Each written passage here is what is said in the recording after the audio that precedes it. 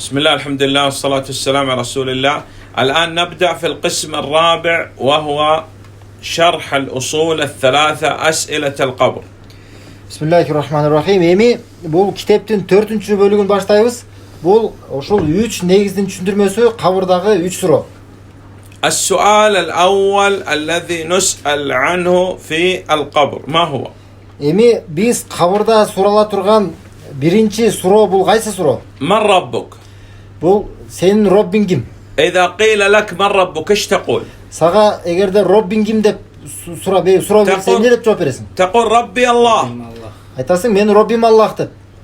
الذي رباني يعني خلقني ورزقني وأمدني بالنعم. Айтасың Роббим Аллах. Ал мени тарбиялап өстүргөн. Тарбиялап өстүргөн деген мааниси кандай? Мени жаратып жана мага ырызкы берген. Жана ошондой эле ар түрдүү мага неаматтарын, жакшылыктарын берген. حتى أتربى هذا تربية للبدن.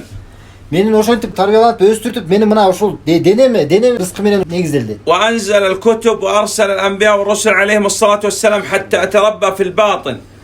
Ошондой эле Аллах Таала пайгамбарларды жана китептерин түшүрдү. Эмне үчүн? Менин ошо ички дүйнөм тарбияланыш үчүн. إذا كان الله هو الذي خلقني ورزقني وأمدني بالنعم لابد أن يعبد هو سبحانه وتعالى. Демек, мени Аллах Таала рызкы берип, жаратып, мага ушинтип тарбиялап өстүргөндөн кийин, демек мен жалгыз Аллах Тааланын өзүнө сыйынышым керек болот. من صرف شيئا من العبادة لغير الله مشرك كافر. Кимде ким эгерде ибадаттын кайсы бир түрүн Аллахтан башка бирөөгө арнай турган болсо, ал деген мушрик болот, капыр болот. لا يمكن أن نصرف شيئا من العبادة لغير الله. Ибадаттан эч бир дагы нерсени Аллахтан башка бирөөгө арнаган эч болбойт.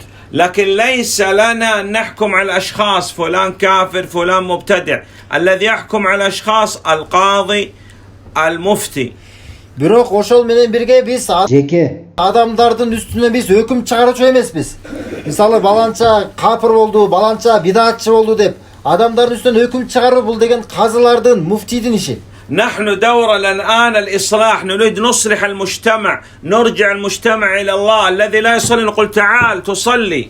Биздин максатыбыз, биздин ишибиз адамдарды чакыруу, адамдарды Аллахка чакыруу. Биз аларга айтабыз, келгиниң, Аллахка кайт деп. Ким эгер намаз окубаса, аны кел намаз оку деп айтабыз. نتعلم الحكم على الأفعال. كل من صرف شيئا من العبادة لغير الله فهو مشرك كافر.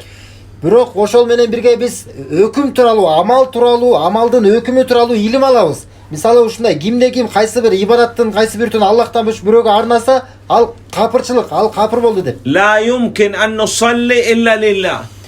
Аллахтан башка бирөөгө арнап намаз окуган болбойт. ولا يمكن أن ندعو إلا الله. Аллахтан башка бирөөгө эч кимге дуа менен кайрылган болбойт. ولا يمكن أن نذبح للجن لأصحاب القبور. Ошондой эле кабырдагыларга же болбосо жиндерге арнап курмандык чалган да болбойт. لا نخاف إلا من الله. Аллахтан башка эч кимден коркпошубуз керек. لا نخاف من أحد إلا من الله. لا من الجن ولا من شيء. Ошо Аллахтан башка эч кимден коркпойбуз. Жинден болобу же башка нерселерден да. لا يمكن أن نكون مثلا النذر إلا لله.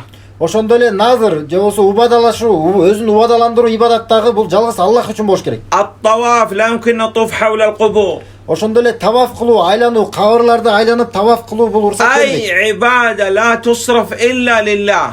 Кайсы гана ибадат болбосун, баардыгын тең Аллахтан башка эч кимге арнаган болбойт. كيف يكون الله سبحانه وتعالى هو الخالق والرازق ويعبد غير الله سبحانه وتعالى؟ Эми кандай мүмкүн, бул кандай болушу мүмкүн? Аллах Таала жаратып атса, Аллах Таала ырызкы берип атса, башка бирөөгө барып сыйынуу бул кандай болушу мүмкүн?